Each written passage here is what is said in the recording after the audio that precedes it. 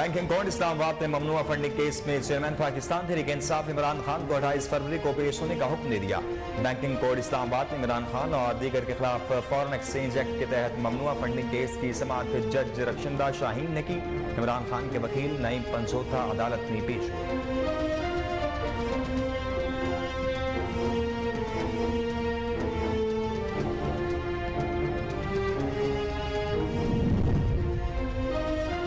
जाहिर शाह को कौमी एहतसाब ब्यूरो का कायम मकाम चेयरमैन तैनात कर दिया गया। नोटिफिकेशन के मुताबिक जाहिर शाह को कौमी एहतसाब एक्ट 1999 की सेक्शन 6B के तहत चेयरमैन नैब तैनात किया गया। जाहिर शाह का तकर्रुर नए चेयरमैन नैब की तैनाती तक किया गया है। नोटिफिकेशन में कहा गया है कि जाहिर शाह की तैनाती 22 फरवरी से की गई। जाहिर शाह इससे पहले नैब में एडिशनल डायरेक्टर के ओहदे पर खिदमत अंजाम दे रहे थे।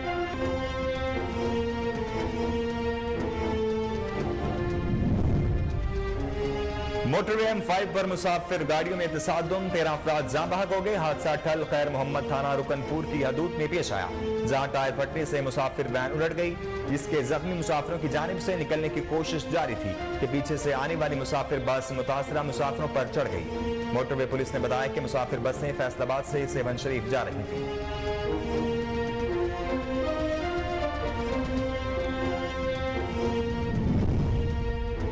इलेक्शन कमीशन ऑफ पाकिस्तान ने सूबाई हुकूमत के NA 193 राजनपुर के ज़िमनी इंतखाब मुलतवी करने की दरख्वास्त मुस्तरद कर दी। पंजाब की वजारत दाखिला ने NA 193 राजनपुर के लिए होने वाले ज़िमनी इंतखाब को मुलतवी करने की दरख्वास्त दी थी। इलेक्शन कमीशन ने दरख्वास्त मुस्तरद करते हुए कहा कि NA 193 राजनपुर में ज़िमनी इंतखाब का शेड्यूल के मुताबिक होगा।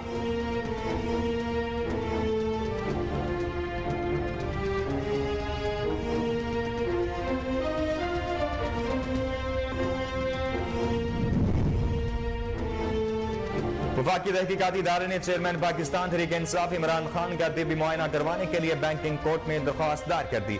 बैंकिंग कोर्ट में FIA की जानिब से दायर दरख्वास्त में साबिक वज़ीर आज़म इमरान खान के तिब्बी मुआयने के लिए PIMS या पुली क्लिनिक का बोर्ड बनाने की इस्तदा की गई।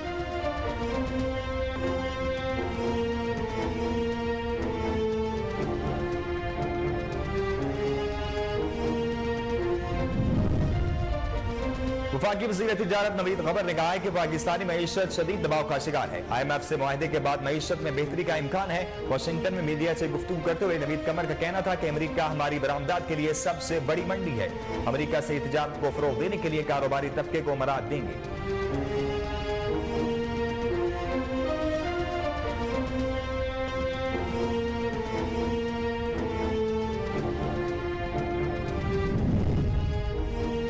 मुस्लिम लीग नून के कायद मियां मोहम्मद नवाज शरीफ ने चेयरमैन पाकिस्तान तहरीक इंसाफ इमरान खान की जेल बरो तहरीक को गैर अहम करार दे दिया। नवाज शरीफ से साबिक वज़ीर आज़म आजाद कश्मीर राजा फारूक हैदर खान की लंदन में मुलाकात। इस मौका पर मुस्लिम लीग नून के कायद ने इमरान खान की तहरीक को गैर अहम करार देते हुए कहा कि जेल बरो तहरीक में कोई बात हो तो करें।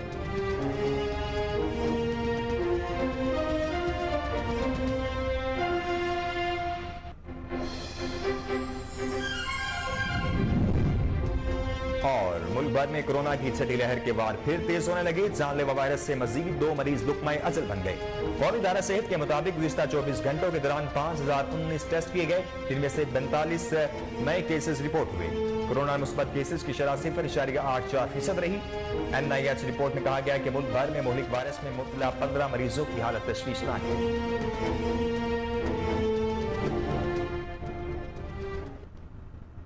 बिस्मिल्लाहिर्रहमानिर्रहीम, अस्सलाम वालेकुम। कोहिनूर न्यूज के साथ मैं हूं नासिर मिनहास। जानी न्यूज बुलेटिन का आगाज करेंगे, लेकिन एक ब्रेक के बाद हमारे साथ रहिए।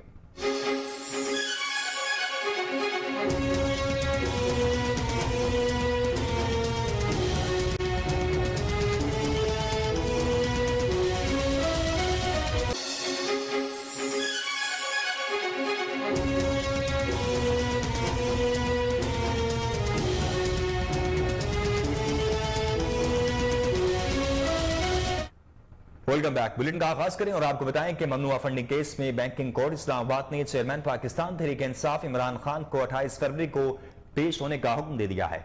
बैंकिंग कोर्ट इस्लामाबाद में इमरान खान और दीगर के खिलाफ फॉरेन एक्सचेंज एक्ट के तहत ममनुआ फंडिंग केस की समाअत हुई। इमरान खान के वकील नईम पंजोथा बैंकिंग कोर्ट की जज रक्षंदा शाहीन की अदालत में पेश हुए। वकील नईम पंजोथा ने कहा कि इस्लामाबाद हाई कोर्ट ने फैसला दिया था कि इमरान खान 28 फरवरी को बैंकिंग कोर्ट में पेश हों। आपको एक बार फिर बताएं कि ममनुआ फंडिंग केस में बैंकिंग कोर्ट इस्लामाबाद ने पाकिस्तान तहरीक इंसाफ के चेयरमैन इमरान खान को 28 फरवरी को पेश होने का हुक्म दे दिया है। बैंकिंग कोर्ट इस्लामाबाद में इमरान खान और दीगर के खिलाफ फॉरेन एक्सचेंज एक्ट के तहत ममनुआ फंडिंग केस की समाअत हुई है।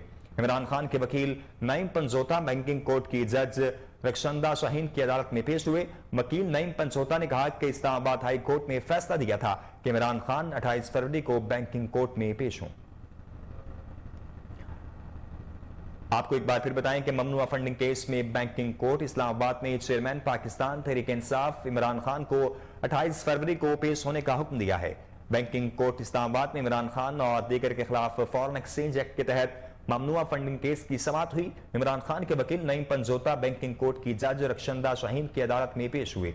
वकील नईम पंजोता ने कहा कि इस्लामाबाद हाई कोर्ट ने फैसला दिया था कि इमरान खान 28 फरवरी को बैंकिंग कोर्ट में पेश हों।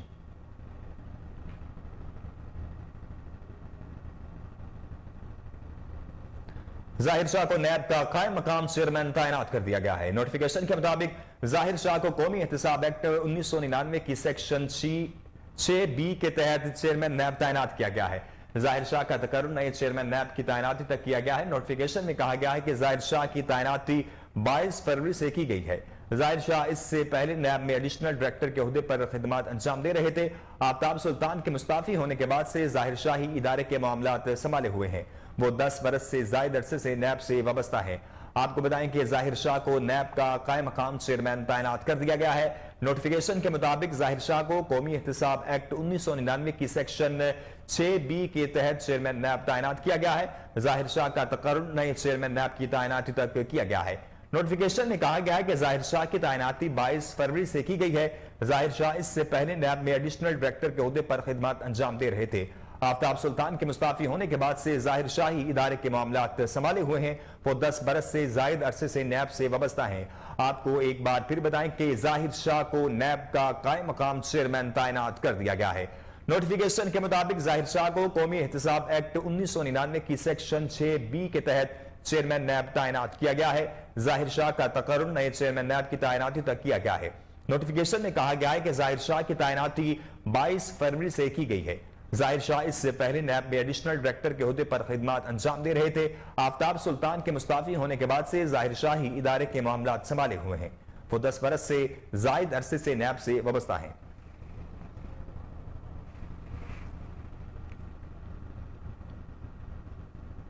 मुस्लिम लीग नून के कायद मियां मोहम्मद नवाज शरीफ ने चेयरमैन पाकिस्तान तहरीक इंसाफ इमरान खान की जेल बरो तहरीक को गैर अहम करार दे दिया।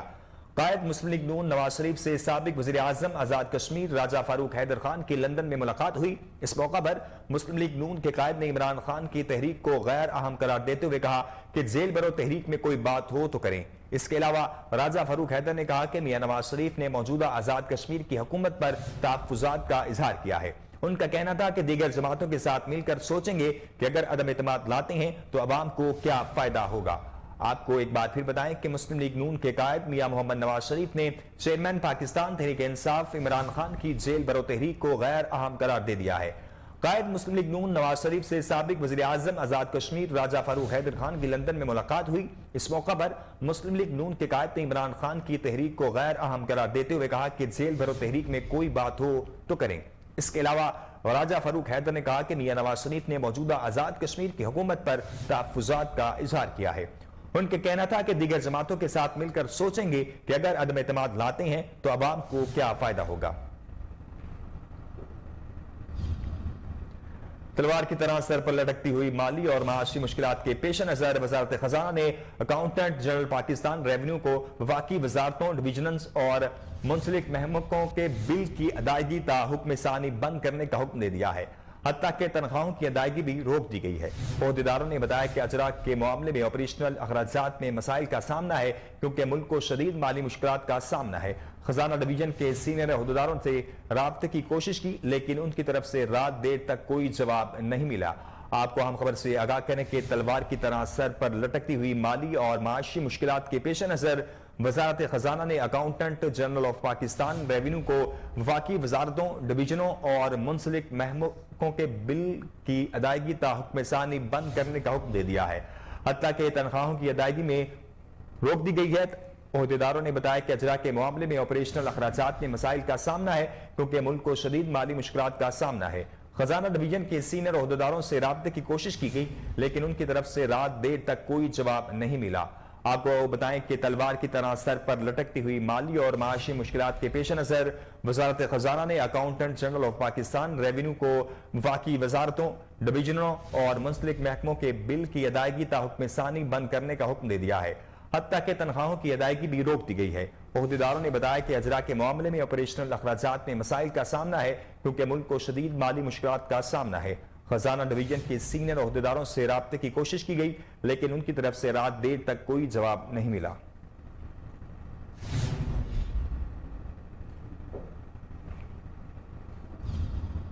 FIA ने चेयरमैन पाकिस्तान तहरीक इंसाफ इमरान खान का तिब्बी मुआयना करवाने के लिए बैंकिंग कोर्ट में दरख्वास्त दायर कर दी है।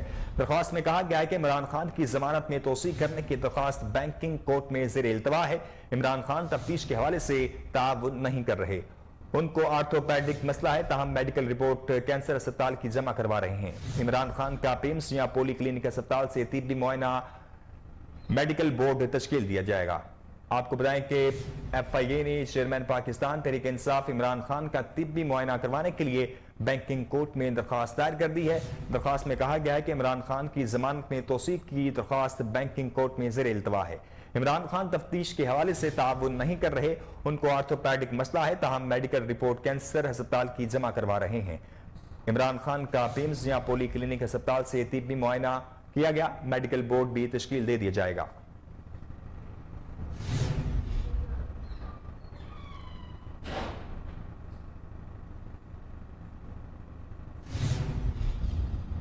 वफाकी वज़ीर तिजारत नवीद क़मर ने कहा है कि पाकिस्तानी मईशत शदीद दबाव का शिकार है। IMF से मुआहदे के बाद मईशत में बेहतरी का इम्कान है। वाशिंगटन में मीडिया से गुफ्तगू करते हुए नवीद क़मर का कहना था कि अमेरिका हमारी बरामदात के लिए सबसे बड़ी मंडी है। अमेरिका से तिजारत को फरोग देने के लिए कारोबारी तबके को मराद देंगे। उन्होंने कहा कि पाक अमेरिका ताल्लुकात वक्त के साथ मजीद मजबूत होंगे। तवक्को करते हैं कि पाकिस्तान के लिए US एड प्रोग्राम पर मुस्बत पेशरफ्त होगी। आपको बताएं कि वफाकी वज़ीर तिजारत नवीद क़मर ने कहा है कि पाकिस्तानी मईशत शदीद दबाव का शिकार है। IMF से मुआहदे के बाद मईशत में बेहतरी का इम्कान है। वाशिंगटन में मीडिया से गुफ्तगू करते हुए नवीद क़मर का कहना था कि अमेरिका हमारी बरामदात के लिए सबसे बड़ी मंडी है। अमेरिका से तिजारत को फरोग देने के लिए कारोबारी तबके को मराद दी जाएगी। उन्होंने कहा कि पाक अमेरिका ताल्लुकात वक्त के साथ मजबूत होंगे। तवक्को करते हैं कि पाकिस्तान के लिए US एड प्रोग्राम पर मुस्बत पेशरफ्त होगी।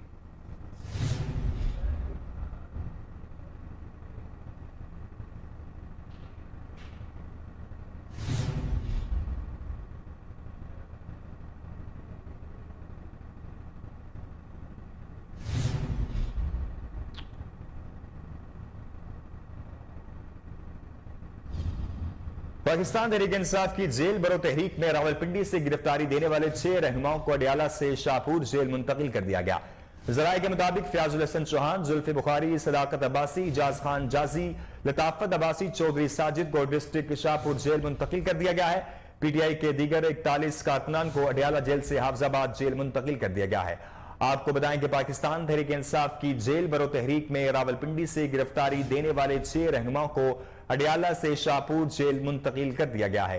जराये के मुताबिक फयाजुल हसन चौहान, जुल्फी बुखारी, सदाकत अब्बासी, इजाज खान जाजी, लताफत अब्बासी, चौधरी साजिद को डिस्ट्रिक्ट शाहपुर जेल मुंतकिल कर दिया गया है। PTI के दीगर 41 कारकुनान को अडियाला जेल से हाफजाबाद जेल मुंतकिल कर दिया गया है।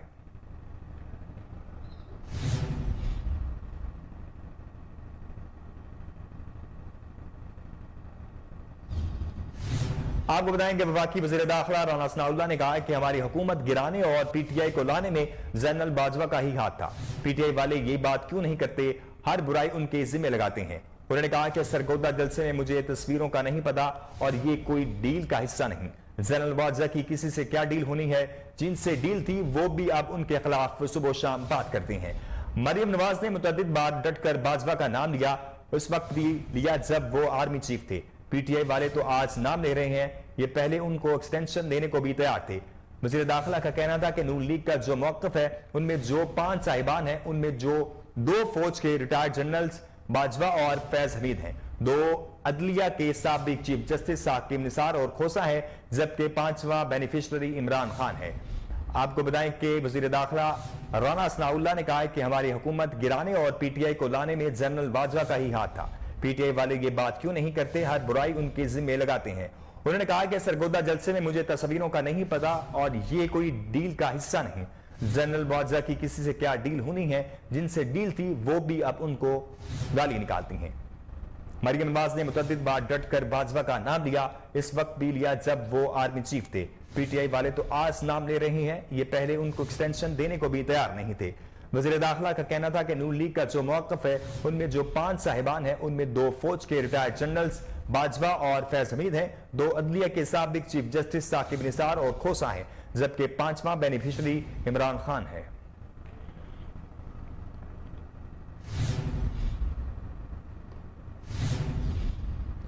खबरों के सिलसिले को आगे बढ़ाएंगे, यहां वक्त है ब्रेक का। ब्रेक के बाद हाजिर होते हैं, हमारे साथ रहिए।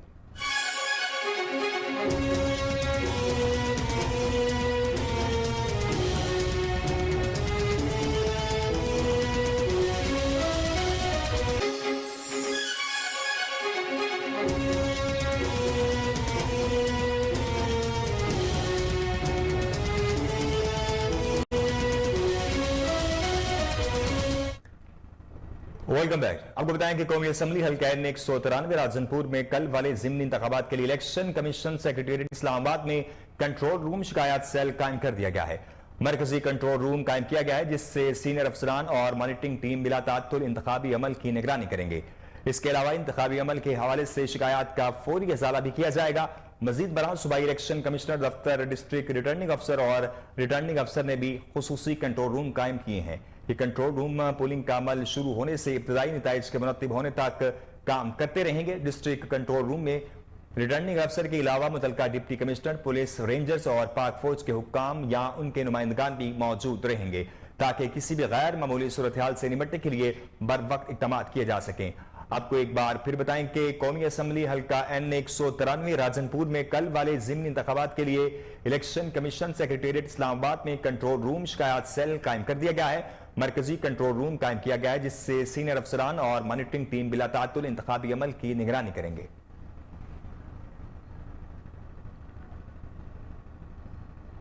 आपको अफसोसनाक खबर से आगाह करें कि जाहिर पीर में मोटरवे M5 पर ट्रैफिक हादसा पेश आया है। हादसे में जाम बहक होने वालों की तादाद 13 हो गई है। 14 के करीब जख्मी हैं। जाम बहक और जख्मियों को शेख ज़ायद अस्पताल मुंतकिल कर दिया गया है। मजीद जानते हैं हमारे नुमाइंदे आसिफ इकबाल से। जी आसिफ, क्या तफसीलात हैं आपके पास? जी बिल्कुल, ये अफसोसनाक वाकया ज़ाहिर पीर के करीब मोटरवे M5 बीट नंबर 572 के मकाम पर पेश आया।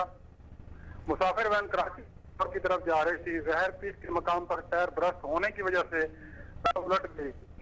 इसमें आपको बताता चलूं कि इस दौरान दूसरी साइड पर मुसाफिर बस जो लाहौर से सेवन की तरफ जा रही थी, उन्होंने हादसे की कार गाड़ी को देखकर रुके और बस के तमाम मुसाफिर जो है मदद के लिए रोड पर मौजूद थे। इतने में लाहौर साइड से सिंध जाने वाली सरकारी नंबर प्लेट लगी तेज रफ्तार गाड़ी ने मुसाफिरों को हिट किया। इतला मिलने पर रेस्क्यू टीम, मोटरवे पुलिस व मुकामी थाना पुलिस मौके पर पहुंची और इमदादी कार्रवाई शुरू कर दी।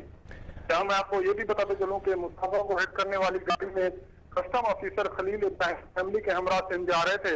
हादसा के नतीजा में उनकी फैमिली महफूज रही, जबकि कस्टम ऑफिसर खलील इब्राहिम जी जख्मी हो गए।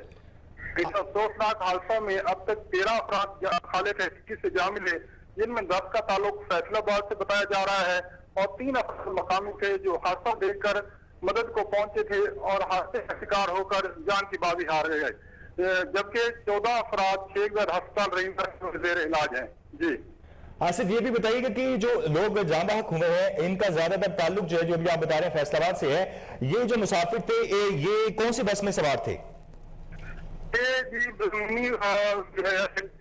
उसमें जा रहे थे, ट्रेवलिंग कर रहे थे। जो तेज रफ्तारी की वजह से टायर कमजोर होने के शायद जिसकी वजह से टायर ब्रस्ट हुआ और गाड़ी उलटकर बैरियर से टकरा गई। अच्छा आसिफ, ये भी बताइए टोटल जो मुसाफिर थे वो कितने हैं और कितने जो मुसाफिर जो हैं वो जख्मी हैं? जैसे कि अभी आपने बताया कि 13 जो है वो जाम बहक हो चुके हैं, जख्मियों की तादाद कितनी है और टोटल जो मुसाफिर थे दोनों बसों के वो कितने हैं? मुसाफिर तकरीबन एक बस और तकरीबन कोई 70 के लगभग थे, जिनमें जो जख्मी हुए हैं वो 14 है, जख्मियों की इतलात हैं, और जो जाम बहक हुए हैं वो भी 13 है। अच्छा, ये भी बताइएगा जो मोटरवे जो M5 जो है उसको ट्रैफिक के लिए खोल दिया गया है या अभी बंद किया गया है उसको? जी खोल गया है, थोड़ी आर्जी तौर पे कुछ देर के लिए बंद कर दिया रखा था, उसके बाद जो है ऑपरेशन जो है मुकम्मल करने के बाद फौरी खोल दिया गया था। और ये भी बताइएगा कि जो जख्मी अफराद हैं उनको कहां पर जो है मुंतकिल किया जा रहा है ट्रीटमेंट के लिए? जख्मी जो है शेख अस्पताल रहीमियार खान में जो है मुंतकिल किए गए हैं, जिनकी हालत खतरे से बाहर बताई जा रही है। आसिफ इकबाल, आपने तफसीलात से आगाह किया, आपका बेहद शुक्रिया।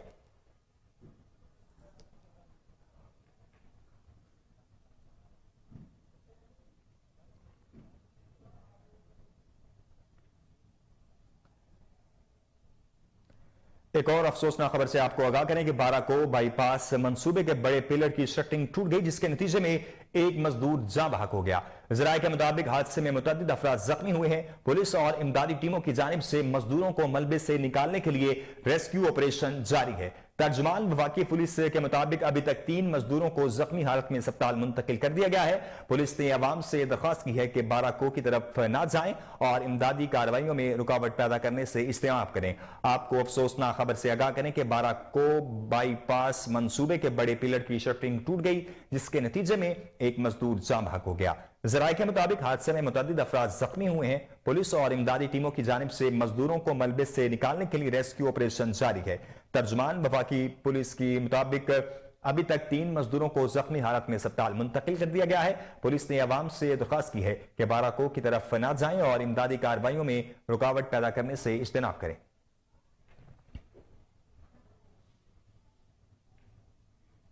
चूनिया में मां और बेटे के दोहरे कत्ल केस में अहम पेशरफ्त। कसूर पुलिस ने 24 घंटों में नामजद FIR मुलजिम अमजद को 2 मशकूक साथियों समेत हिरासत में ले लिया है।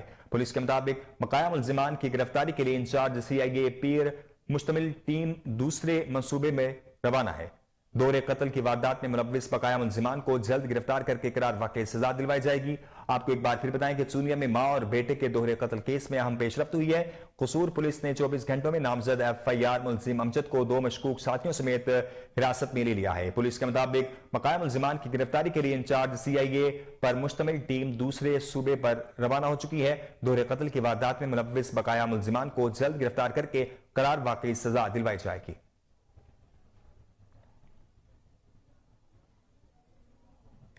मुल्क भर में कोरोना की छठी लहर के वार फिर तेज होने लगे। जानलेवा वायरस से मजीद 2 मरीज लुक्मा अजल बन गए। कौमी इदारा सेहत के मुताबिक गुज़िश्ता 24 घंटों के दौरान 5019 टेस्ट किए गए, जिनमें से 42 नए केसेस रिपोर्ट हुए। कोरोना मुस्बत केसेस की शरह 0.84% रिकॉर्ड की गई है।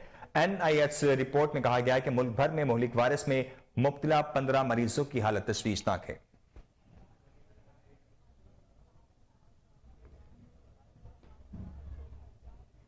या वक्त है ब्रेक का, ब्रेक के बाद हाजिर होते हैं, हमारे साथ रहिए।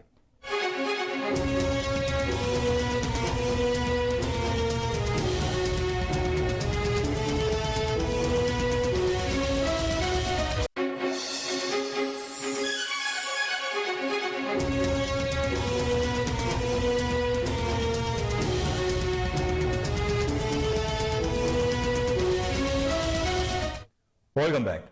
आपको बताएं कि चूनिया में मां और बेटे के दोहरे कत्ल केस में अहम पेशरफ्त हुई है। कसूर पुलिस ने 24 घंटों में नामजद FIR मुलजिम अमजद को 2 मशकूक साथियों समेत हिरासत में ले लिया है।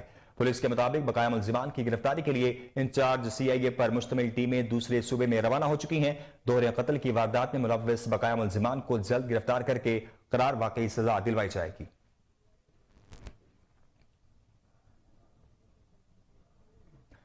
अहमदाबाद पाकिस्तान तहरीक इंसाफ हुकूमत के हर यूनियन काउंसिल में ग्राउंड बनाने के लिए दावे धड़े के धरे रह गए। तफसीलात वहां पर मौजूद हमारे नुमाइंदे उबैदुर रहमान सुलेमानी से। जी उबैदुर रहमान सुलेमानी, तफसीलात से आगाह कीजिएगा। नौजवान भी मौजूद हैं। अहमदाबाद में जितने ग्राउंड भी हैं वो इस वक्त बंद हो चुके हैं। बच्चे इस वक्त जो खेलते हैं वो कोई ये 8 साढ़े 8 मरले की जगह है जहाँ पर बच्चे इस वक्त अपनी एक्टिविटीज़ कर रहे हैं, क्रिकेट खेल रहे हैं। इनसे जानने की कोशिश करेंगे ये यहाँ पर क्यों खेल रहे हैं। ग्राउंड अहमदाबाद में बड़े हैं, कुछ ग्राउंड है, कॉलेज ग्राउंड है, वो उसमें जाकर क्यों नहीं खेलते, आइए जानते हैं। जी आप क्यों यहाँ पर खेलते हैं, क्या वजह है इसकी? वजह यही है कि ग्राउंड नहीं है कोई भी, जो है तो वो बंद है, तो बस फिर यही जो जगह खुली इसमें खेलते हैं। अच्छा, तो ये PTI की हुकूमत थी, इनका इंतखाबी निशानी बल्ला था, ये कह रहे थे हम ग्राउंड देंगे, यूनियन काउंसिल में देंगे। क्या अहमदाबाद में जो ग्राउंड है वो बंद है या नए बनाए नहीं गए, क्या मसला है? बंद भी हैं और जो बनाने का था वो तो कुछ भी नहीं हुआ। जो है वो बंद क्यों है इन लोगों ने? अच्छा, बिल्कुल, हमारी काफ़ी लोगों से बात हुई है, उनका यही कहना है कि ये जो ग्राउंड हैं वो उनको बंद कर दिया गया है और जो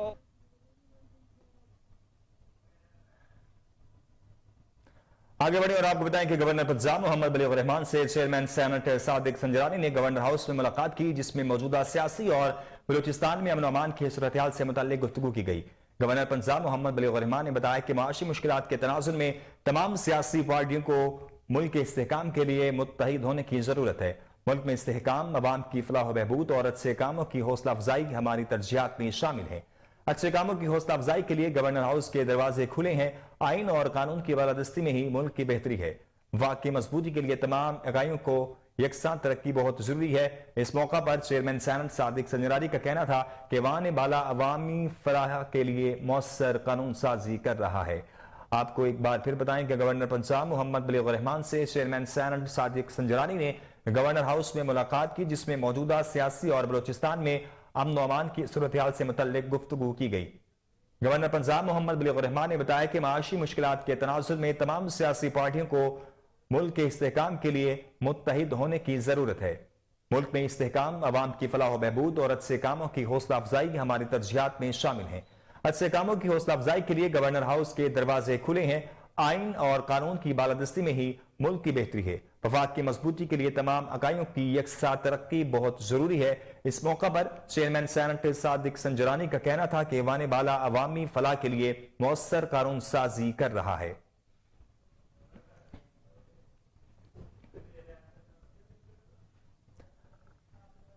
आपको एक बार फिर बताएं कि गवर्नर पंजाब मोहम्मद बलीग रहमान से चेयरमैन सेनेट सादिक संजरानी ने गवर्नर हाउस में मुलाकात की है, जिसमें मौजूदा सियासी और बलूचिस्तान में अमन अमान की सूरत हाल से मुतल्लिक गुफ्तगू की गई। गवर्नर पंजाब मोहम्मद बलीग रहमान ने बताया कि माशी मुश्किलात के तनाजुर में तमाम सियासी पार्टियों को मुल्क के इस्तेहकाम के लिए मुत्तहिद होने की जरूरत है। मुल्क में इस्तेहकाम, अवाम की फलाह व बहबूद और अच्छे कामों की हौसला अफजाई हमारी तरजीहात में शामिल है। अच्छे कामों की हौसला अफजाई के लिए गवर्नर हाउस के दरवाजे खुले हैं। आइन और कानून की बालादस्ती में ही मुल्क की बेहतरी है। वफाक की मजबूती के लिए तमाम इकाइयों की यकसा तरक्की बहुत जरूरी है। इस मौका पर चेयरमैन सेनेट सादिक संजरानी का कहना था कि वाने बाला अवामी फलाह के लिए मौसर कानून साजी कर रहा है। आपको एक बार फिर बताएं कि गवर्नर पंजाब मोहम्मद बलीग रहमान से चेयरमैन सेनेट सादिक संजरानी की मुलाकात हुई है। गवर्नर पंजाब मोहम्मद बलीग रहमान ने बताया कि माशी मुश्किलात के तनाजुर में तमाम सियासी पार्टियों को मुल्क के इस्तेहकाम के लिए मुत्तहिद होने की जरूरत है। मुल्क में इस्तेहकाम, अवाम की फलाह व बहबूद और अच्छे कामों की हौसला अफजाई हमारी तरजीहात में शामिल है। अच्छे कामों की हौसला अफजाई के लिए गवर्नर हाउस के दरवाजे खुले हैं। आइन और कानून की बालादस्ती में ही मुल्क की बेहतरी है। वफाक की मजबूती के लिए तमाम इकाइयों की यकसा तरक्की बहुत जरूरी है। इस मौका पर चेयरमैन सेनेट सादिक संजरानी का कहना था कि वाने बाला अवामी फलाह के लिए मौसर कानून साजी कर रहा है।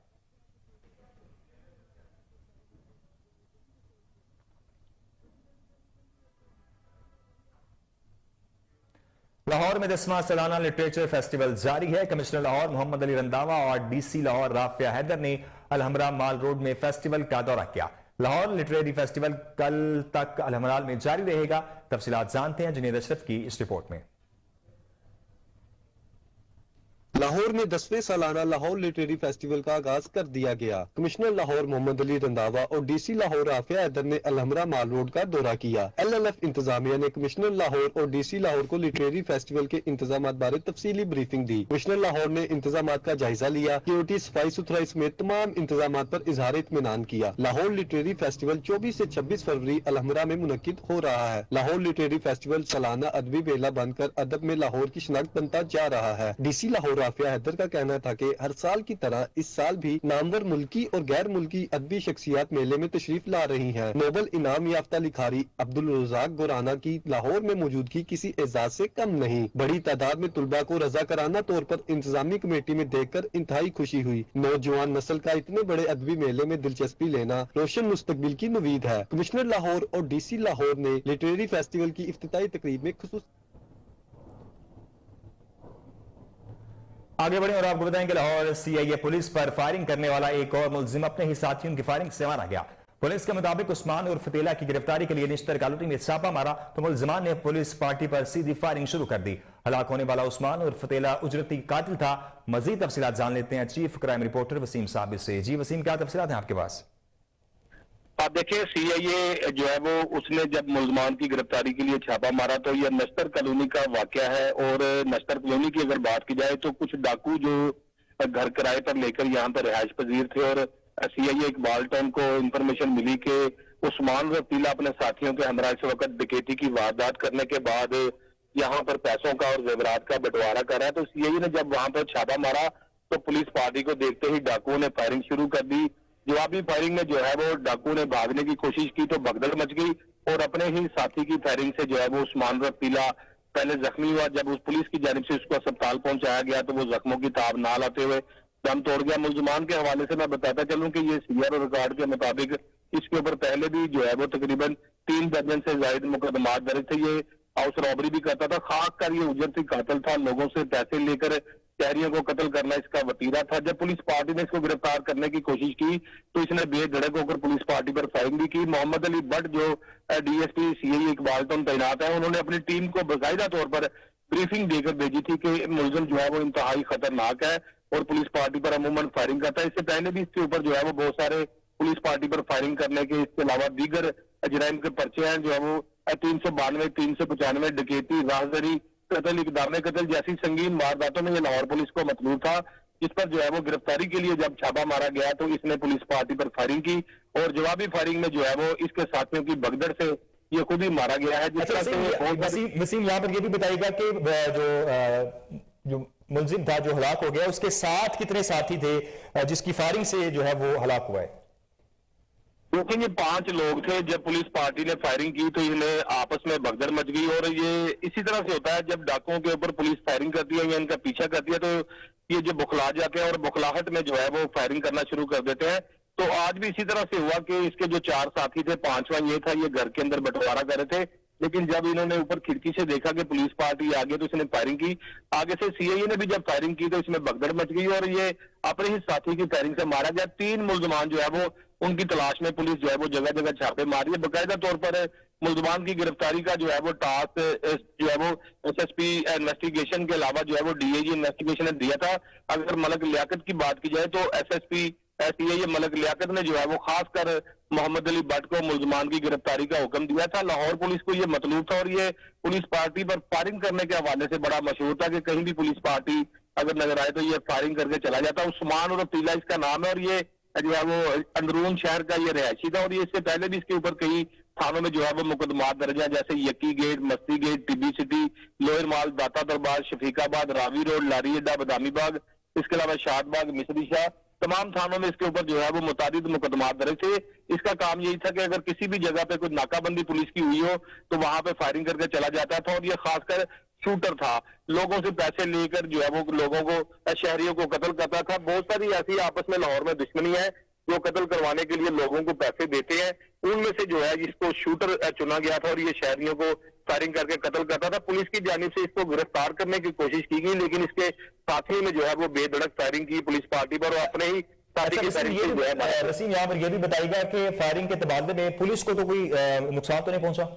देखिए, सरकारी गाड़ी का जो मेन विंडो स्क्रीन थी उसको जो है वो नुकसान पहुंचा है। जानी अल्हम्दुलिल्लाह नुकसान कोई नहीं पहुंचा। माली नुकसान जो है सरकारी गाड़ी का वो हुआ है। उसकी जो गाड़ी पर गोलियां लगी हैं, बाकायदा उसकी जो विंडो स्क्रीन थी वो टूट गई है, लेकिन ताहाल पुलिस एहलकार अल्हम्दुलिल्लाह जो है वो बाल बच गए हैं। लेकिन इस तरह मैंने अमूमन देखा है कि पुलिस मुकाबले जब होते हैं तो डाकू सिर्फ और सिर्फ पुलिस को डराने के लिए फायरिंग करते हैं, जबकि ये उस्मान रफीला जो है वो बाकायदा तौर पर पुलिस पार्टी पर फायरिंग करता था। इससे पहले भी इसने एक पुलिस वाले को जख्मी किया था। सिर्फ और सिर्फ सीआईए का काम था इसकी गिरफ्तारी जो थी उसको अमल में लाना, लेकिन इसने सीआईए के साथ मुजाहिमत की और उसके ऊपर फायरिंग की। अपने ही साथियों की ये फायरिंग से मारा गया है।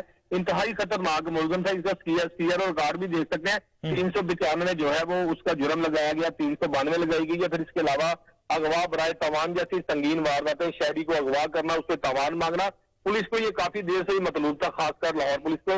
आखिरकार जो है वो एसएसपी सीआईए मलिक लियाकत ने जो है वो ड्यूटी लगाई। मोहम्मद अली भट्ट की जो डीएसपी सीआईए सिविल है जो इकबाल टाउन तैनात है, उन्होंने अपनी टीम को जो है वो भिजवाया था इसकी गिरफ्तारी के लिए, लेकिन बाल यहाँ पर ये भी बताया गया टीम को कौन लीड कर रहा था इस ऑपरेशन के दौरान?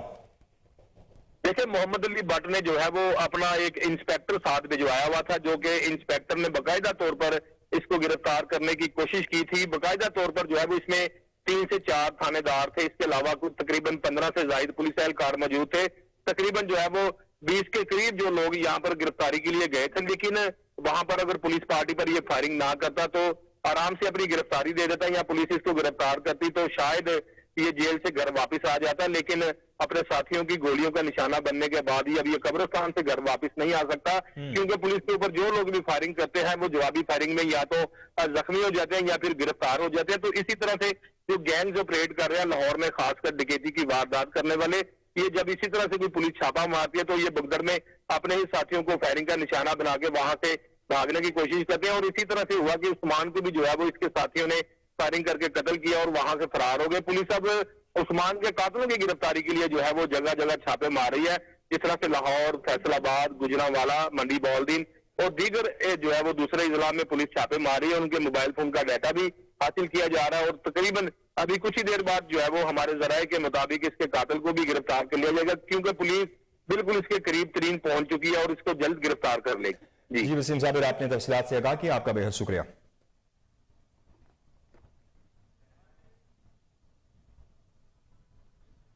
लाहौर में 10वां सालाना लिटरेचर फेस्टिवल जारी है। कमिश्नर लाहौर मोहम्मद अली रंधावा और डीसी लाहौर राफिया हैदर ने अलहमरा माल रोड में फेस्टिवल का दौरा किया। लाहौर लिटरेरी फेस्टिवल कल तक अलहमराल में जारी रहेगा। तफसीलात जानते हैं जुनेद अशरफ की इस रिपोर्ट में।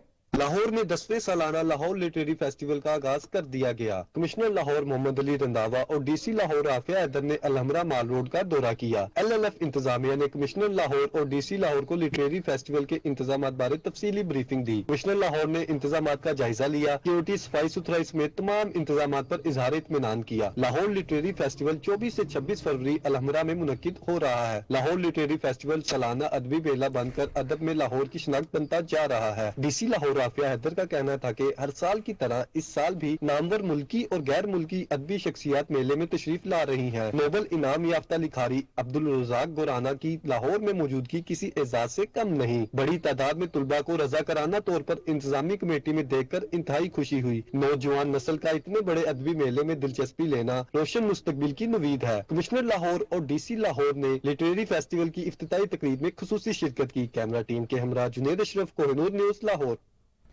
पेंटागन की जानिब से यूक्रेन के लिए तवील मुद्दती सिक्योरिटी इमदाद के $2 अरब के पैकेज का ऐलान कर दिया गया है। अमेरिकी मीडिया के मुताबिक पेंटागन ने यूक्रेन के लिए इमदादी पैकेज का ऐलान ज़ेलेंस्की और बाइडेन की मुलाकात के बाद किया। रिपोर्ट्स के मुताबिक सिक्योरिटी इमदाद में जदीद तरीन ड्रोन, इलेक्ट्रॉनिक जंग-ए-आलात का पता लगाने के आलात शामिल हैं। अमेरिका ने यूक्रेन के लिए रूस के हमले के बाद से अब तक $32 अरब इमदाद के ऐलान किए हैं। आपको बताएं कि पेंटागन की जानिब से यूक्रेन के लिए तवील मुद्दती सिक्योरिटी इमदाद के $2 अरब के पैकेज का ऐलान किया गया है। अमेरिकी मीडिया के मुताबिक पेंटागन ने यूक्रेन के लिए इमदादी पैकेज का ऐलान ज़ेलेंस्की और बाइडेन की मुलाकात के बाद किया। रिपोर्ट्स के मुताबिक सिक्योरिटी इमदाद में जदीद तरीन ड्रोन, इलेक्ट्रॉनिक जंग-ए-आलात का पता लगाने के आलात शामिल हैं।